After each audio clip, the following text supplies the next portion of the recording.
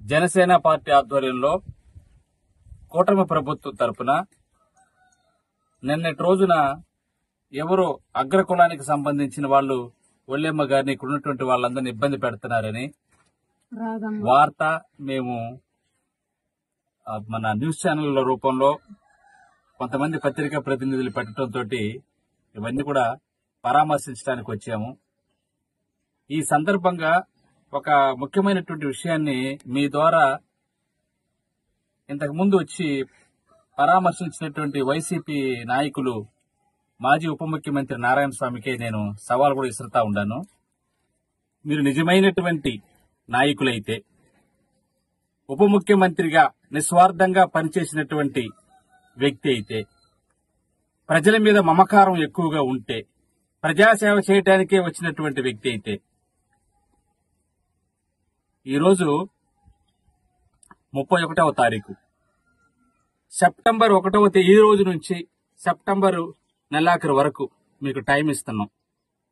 మీరు నిజంగా అంత ప్రేమ ఉంటే, అంత అభిమానం ఉంటే, నిరుపేదల పక్షపాతి అనుకుంటే, నిస్వార్థపరులైనటువంటి సేవా తత్పరత కలిగినటువంటి గొప్ప వ్యక్తి అయితే, ఒళ్ళెమ్మ గారి కుటుంబానికి మీరు ఇల్లు కట్టియండి.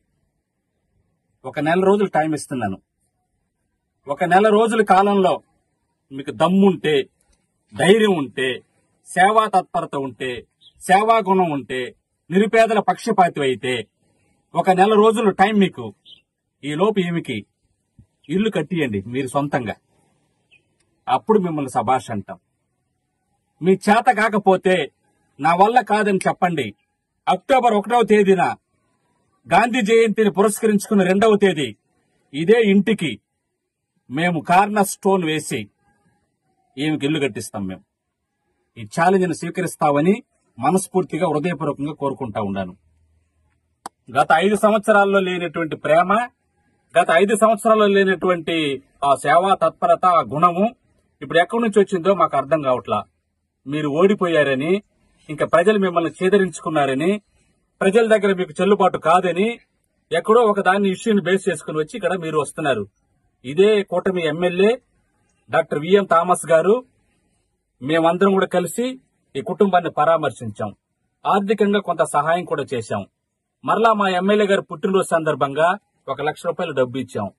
కూటమి ప్రభుత్వం తరపున ఈమెకి ఇల్లు కట్టియాలని గతంలోనే కలెక్టర్ గారి ద్వారా ఇక్కడ అధికారులందరూ కూడా వచ్చి ఆల్రెడీ చూసి వెళ్లారు, అన్ని పరిశీలించారు. వీళ్ళకి ఇల్లు శాంక్షన్ చేయడానికి కూడా సిద్ధంగా ఉన్నారు. ఇలాంటి సందర్భంలో మీరు రాద్ధాంతం చేయటాన్ని పూర్తి కూడా మేము జనసేన పార్టీ తరపున, కూటమి ప్రభుత్వం తరపున మేము దీన్ని పూర్తిగా ఖండిస్తా ఉన్నాం. ఒళ్ళెమ్మ గారి కుటుంబానికి అండగా కూటమి ప్రభుత్వం ఉంటుంది.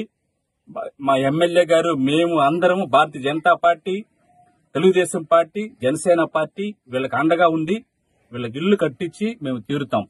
అదే ఫైనల్ గా ఒకటి, ఈ సవాల్ని మీరు స్వీకరించాలని హృదయపూర్వకంగా మీకు నేను విజ్ఞప్తి చేస్తా ఉన్నాను. జై జనసేన, జై తెలుగుదేశం, జై బీజేపీ, పవన్ కళ్యాణ్ గారి నాయకత్వం, పవన్ కళ్యాణ్ గారి నాయకత్వం, చంద్రబాబు గారి నాయకత్వం, నరేంద్ర మోదీ గారి నాయకత్వం.